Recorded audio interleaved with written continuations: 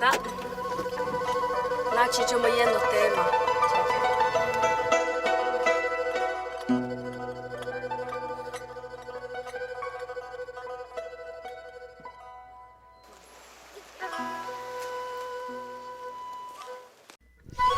Možete li nam, molim vas, reći zašto ste došli u Hrvatsku?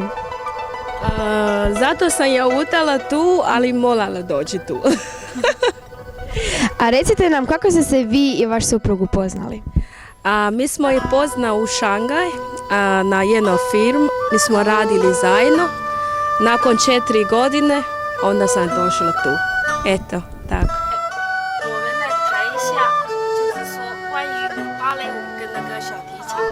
Kako su se vaša djeca snašla u našoj školi? Pa nije baš lako. Početku je dosta teško. Tako da, dobro, vidi, sada je sve u redu, pomalo bolje i tako.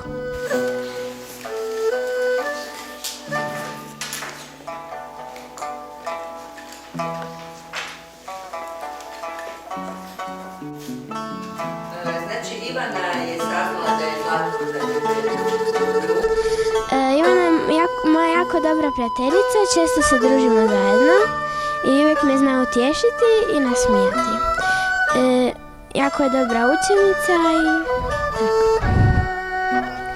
Zovem se Ivana, mama mi je rođena u Kini, blizu Šangaja i bila sam 7 puta tamo. Ja ne znam gdje je ljepše, ne znam, Kina je isto lijepa, velika, ali nismo jako blizu mora, pa mi malo i fali. Mama i tata su se upoznali u Kini. Tata je došao sa brodom u Kinu i mama je radila tamo blizu i živjeli su u istoj zgradi, pa su se upoznali. Pa meni je Ivana dobra prijateljica, nikad se ne svađam s njom, a ako Ivana ne bi bilo bi još malo praznije ovdje nego šta je sad. Ivana je jedan dan donijela na maškare suši i jako mi se svidio taj suši, makar ne znam od čega je. Ja sam Ana, imam 9 godina, živim u Hrvatskoj, u osnovnoj školi Kostrena idem. Treći A razred sam i ovdje živim. Rodila sam se u Hrvatskoj. Mama mi je iz Kine, tata iz Hrvatske. Tako. Tamo se ljudi oblače malo čudno i tako.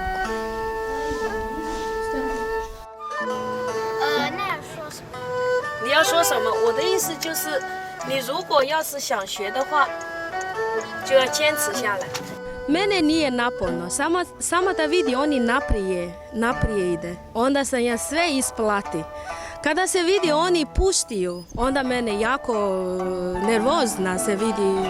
Onda sam, mislim, ne isplati. Mama tako vozi stalno okolo, a vi ste ne vidi naprijed, samo da vidi se pusti. Tako, dobro je, ok, do sada je ok. A što vaša djeca kažu na školu i Kostrenu? A djeca koji puta vesela voli ići do škola, a koji puta misli na previše naporno, ima ispita, ovaj drugi, a to je kada dođe vrijeme i tako. A šta kažu na profesore koji im predaju? Profesor je, ja sam zadovoljna sam, zato što ja sam bila su koje učiteljica. Ja puno znam kako sa djecuma radi cijeli dan. Tako ja zadovoljna, oni ima strpljivo na Zoomi, mi smo išli informacija, onda je, stvarno je ok, profesor je dobra je, da. Razlika u hrani hrvatskoj i kineskoj je jako velika. Kineska hrana uglavnom se svaki dan jede riža, a u Hrvatskoj kruh. Moja mama baš i ne voli kruh, ona ponekad kuha hrvatsku hranu, ponekad kinesku. sad ću ja reći vama jednostavno jedno recept što sam ja često na moje kuhinju. To su piletine prsa sa povrća. To se zove kineski, se zove kung pao chi ting, ali to je puno nama jede zato što je namirnica, sve može tu naći u supermarket. Na primjer, dva taj čisti piletina prsa, rezati maleni kockići, stavi malo sol, neka stoji par 10 minuta. Onda taj povrće može mrkva, može recimo ovo poliluk, tako za isto seckati malene komadići, ali to je pazi, treba kuhat. Najprije sa vodu kuha, onda cijedi. Možda 1 minuta, 2, tako zacijedi, onda zajedno sa pilećine prsa zajedno. Već smo imali prilike vidjeti kako vi u slobodno vrijeme pričate, dakle, kineski jezik. Da li vi, dakle, u kući, na primjer, za večer? Je, mi smo na kući, djeca i meni, mi smo međusobno kineski jezik. Ali kada tata dođe doma, onda oni sa tatu hrvatski, a sa mene je kineski. Zašto? Zato što mi prije, Ivana i Ana prije škola, mi smo bile u Kina godina dana, bile na vrtići, tako da oni dobro učile taj jezik. Nakon selidbe, kako ste se našli u Novoj Delhi? Za početku nije baš mene drago da tu živim, zato je ljudi su ne zna jezik i mene i njim. Tako komunikacija jako loša, skoro nema. Nisam baš sviđala tu. Bez obzira ima more, šuma, a mene se voli da bi vratila u Kina.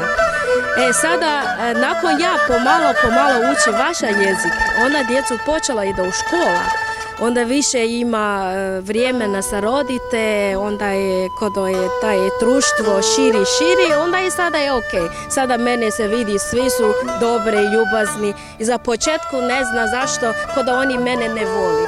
Eto tako. Jeste li teško našli posao ili vam je to bilo kasno? Zapravo ja nema posla, ja sam postaje kod malo slobodna, ako nekomu treba pomoći, evo, tako da jednostavno domaćica sam, tak.